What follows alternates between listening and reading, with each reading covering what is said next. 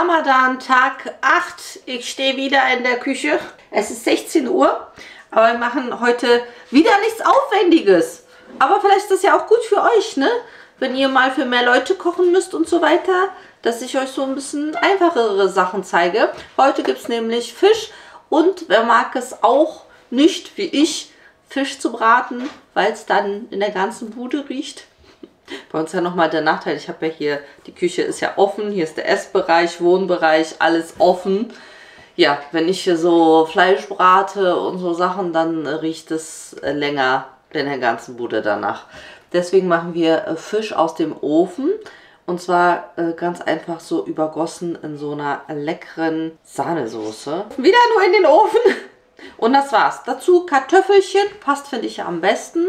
Da machen wir als Vorspeise ein Tomatensüppchen, denn ich habe noch im Gefrierfach noch Rest von unseren Tomaten aus dem Garten gefunden. Ich habe auch einen Teil eingefroren. Deswegen, die schmecken ja besonders lecker daraus. Wird eine leckere Tomatensuppe. Die Jungs bringen Fladenbrote mit von unterwegs, wenn die nach Hause kommen. Und was sehr gut dazu passt, ist, falls ihr euch erinnern könnt, habe ich letztes Jahr aus den Gurken aus unserem Garten diesen Gurkensalat gemacht. Und der ist aber nicht fermentiert, der ist eingekocht. Und das war jetzt einfach nur Gurken, Zwiebeln, Karotten, Knoblauch, auch so Salz, Pfeffer. Ich weiß nicht, ob da Essig dabei war. Könnt ihr, wenn ihr scrollt, so unter den Videos, ich sage ja, meistens sieht man immer am Thumbnail-Bild, was so alles vorkommt. Da sieht man bestimmt das im Thumbnail-Bild, da könnt ihr nochmal gucken. Ich muss selber gucken, was ich da reingemacht habe. Auf jeden Fall hatte ich das ja letztes Jahr gemacht. Und dann hatte ich das dann irgendwie 1-2 Monate später das erste Mal gegessen. Und ich fand den eigentlich gar nicht so lecker. Also es war so normal, war wie wenn ich jetzt so einen Gurkensalat halt mache mit einem Öldressing. So, wisst ihr? Also war lecker, aber halt auch so, ja, okay, so wisst ihr. Und dann habe ich den länger stehen gelassen und dann habe ich nochmal ein Glas aufgemacht und jetzt schmeckt der richtig gut. Also der muss wirklich ein bisschen länger stehen. Kann sein, dass er durch diese längere Lagerung dann doch angefangen hat, ein bisschen zu fermentieren, weil der hat ein bisschen mehr Säure entwickelt und jetzt schmeckt der richtig gut. Also länger, auf jeden Fall länger durchziehen lassen, würde ich hier sagen. Und ich finde, das passt sehr, sehr lecker zum Fisch. Deswegen das als Beilage. Das heißt, ich habe wieder nicht viel zu tun. Ich mache die Soße, ich mache die auch im Thermomix, weil es einfach schneller geht, weil der schnippelt mir die Zwiebel, Petersilie, Dill, dann kommt ein bisschen Mehlschwitze, aber ich sage euch die einzelnen Schritte, falls ihr das nachmachen wollt, in der Pfanne macht, dann, wie gesagt, ist aber ganz einfach, wie wenn ihr eine Bechamelsoße macht und das Ganze wird schön gewürzt, kommt über den Fisch in den Ofen, Kartoffelchen kochen, da habe ich ja genug Schnippelhände, die können mir die Kartoffelchen schälen, ja, und Suppe auch ganz einfach. Also wieder sehr, sehr entspannt. Ich fange schon mal hier unter ein bisschen was an. Als Nachtisch hat Merlin versprochen, sie macht heute Waffeln. Ich muss auf jeden Fall mal gucken, nächste Woche mir auf jeden Fall so 1-2 Tage hier frei nehmen.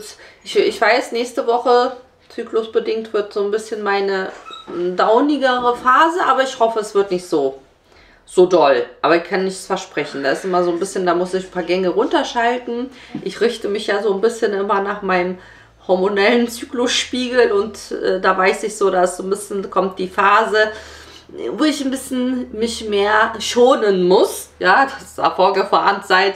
Aber ich hoffe, ich gebe euch dann auch rechtzeitig Bescheid, immer wenn ein kleines Päuschen kommt. We will starting. Ha, übrigens, ne, die Jungs sind ja gestern draußen essen gegangen. Und einer der Jungs, aber ich verstehe nicht, warum es einen erwischt hat, hat sich den Magen verdorben. Der ist der hat einen sehr empfindlichen Magen. Ich sage mal wieder, der soll lieber nicht draußen essen. Lieber zu Hause essen ist besser. Als die Kinder noch klein waren und die noch nicht gefastet haben, da bin ich und mein Mann, wir sind immer nur kurz aufgestanden, so kurz vorm Ende, haben was getrunken, haben dann gebetet und sind wieder schlafen gegangen. Wir haben nie gegessen, nachts. Und dann automatisch, so wegen den Kindern, haben wir es uns angewöhnt, weil die müssen natürlich ein bisschen was essen. Ich habe ja erst letztes Jahr angefangen, dass ich überhaupt esse. Also ich bin die Jahre davor danach halt zwar auch aufgestanden, aber ich habe trotzdem nicht gegessen.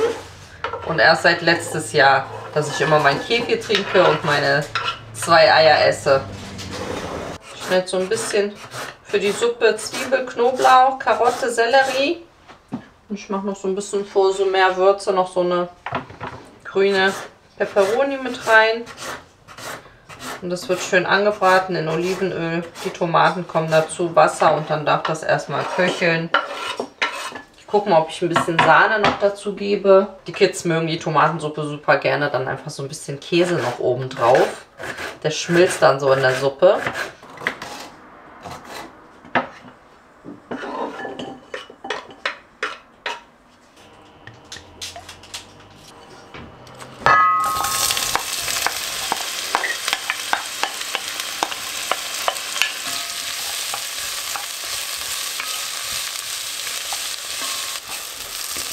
Das Geheimnis sind immer die Röstaromen, meine Lieben. Ihr müsst immer alles schön anbraten. Das Gemüse, die Zwiebeln.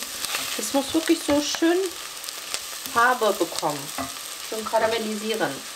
Dann etwas Tomatenmark. Auch das immer mit anbraten.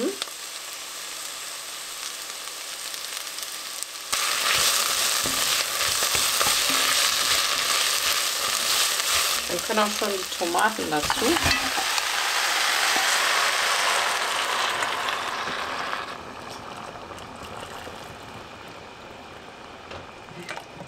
Ein bisschen was von meiner Gemüsepaste.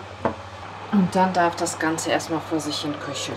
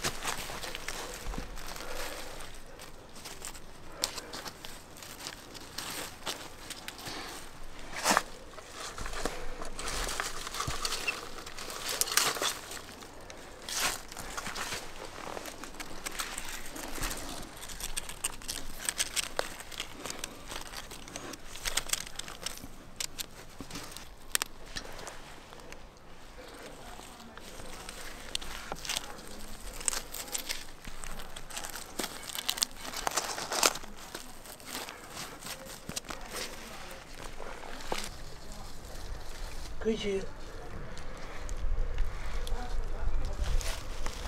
Hem benim kızım, hem benim kızım. Hadi gel, hadi gel bakayım. Ne var orada, ne var orada? Ne var orada? Hemi, nereye gidiyorsun sen?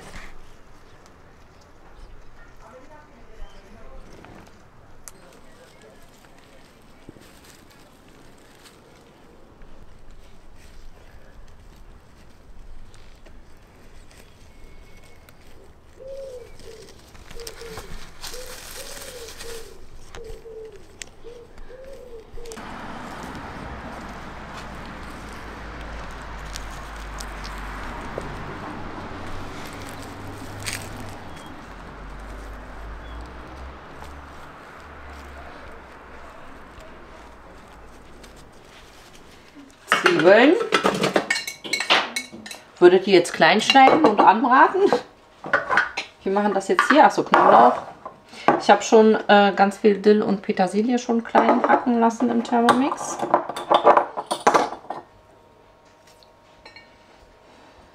Wie ich gleich merke, wie es gleich heute gechillter ist. Gestern war ich voll unter Stress. Das ist, ich sag's euch, deswegen, man soll nicht so viel auf einmal machen, weil ich in dem Moment das Granola gleichzeitig und das Essen und so weiter und man muss auf den Backofen achten und auf dies und das.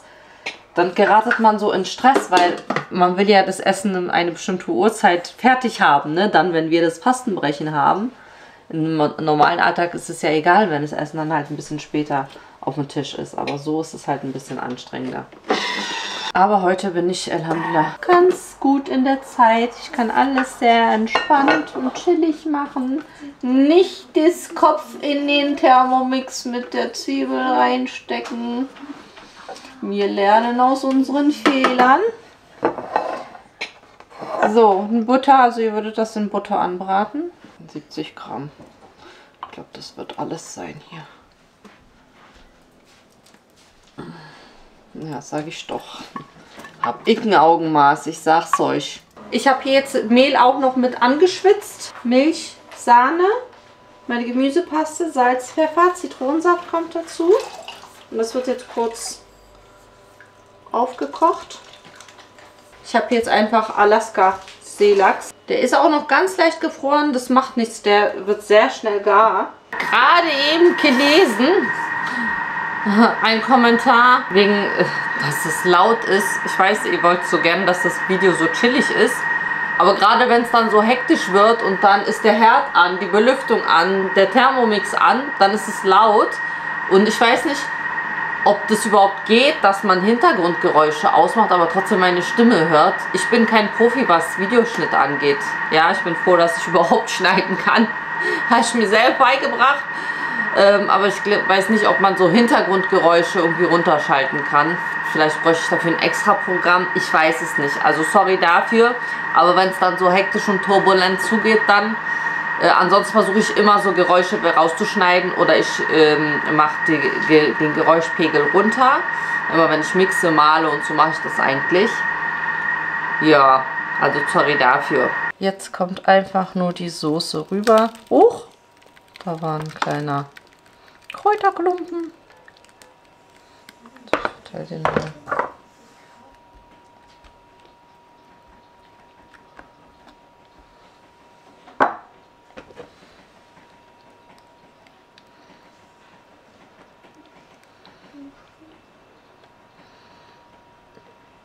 Ich habe auch extra ein bisschen mehr Soße gemacht, weil einfach für die Kartoffeln die Soße super lecker ist. Und das darf in den Backofen, das braucht auch nicht lange.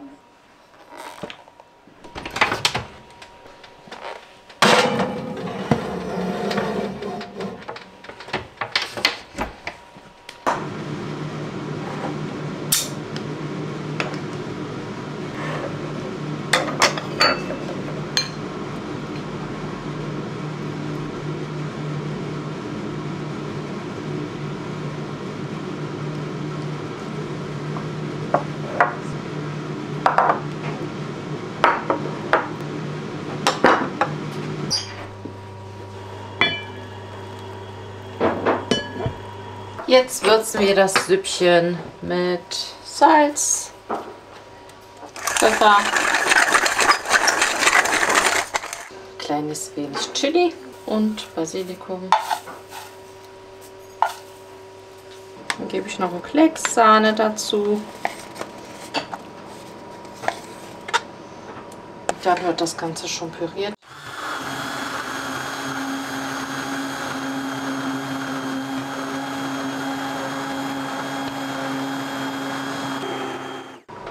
Und fertig ist die Suppe. Wer mag, könnte jetzt hier zum Beispiel noch kleine Nudeln mit dazu geben.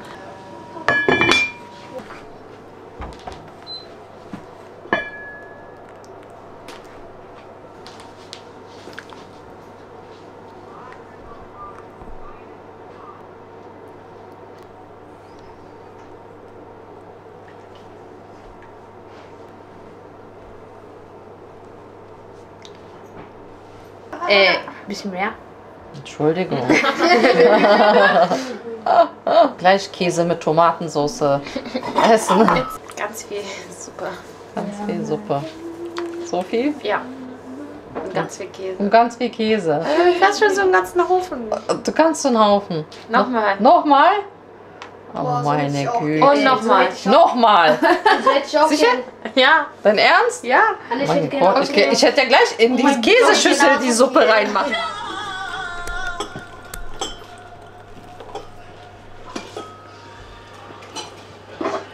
Oh, das ist noch von unseren Tomatenaußen.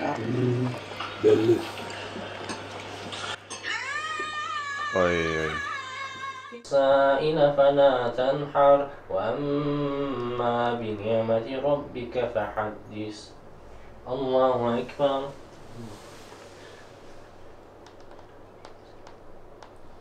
سمع الله لمن حمده الله أكبر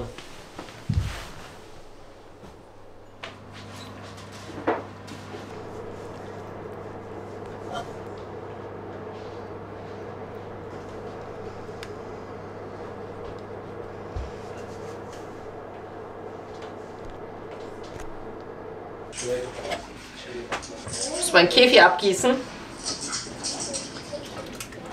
Der wird bei mir, mashallah, immer so schön dick. Spülmaschine ist an, ein bisschen aufgeräumt. Und Maddie macht uns jetzt ein paar leckere Waffeln, ne? Kein Ton kommt von ihr. Die Begeisterung. Çok faul, du bist faul dieses Jahr. Sagt nicht, letztes Jahr hat Maddie immer den Nachtisch gemacht.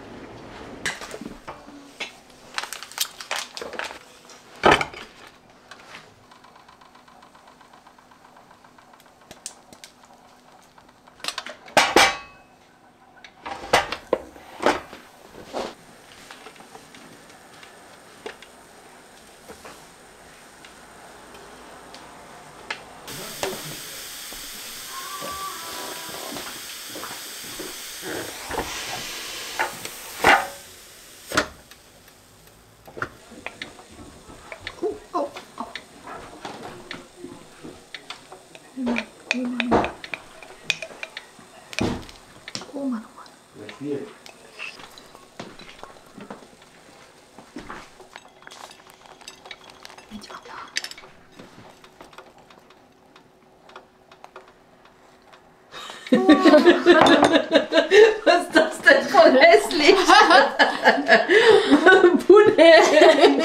Da hättest schon so einen ganzen Lotuskeks hier reinstecken müssen. Mariams Deko. Ja, wunderschön. Einmal Lotus Waffel. Eine Lotuswaffel. Weißt du, was noch eigentlich besser wäre? Darunter noch so eine Quarkcreme und dann Lotus. Dann wäre das jetzt so Lotus Cheesecake Waffel. Wir verabschieden uns und bis morgen. Liken nicht vergessen das Video. Kanal abonnieren, falls ihr das noch nicht gemacht habt.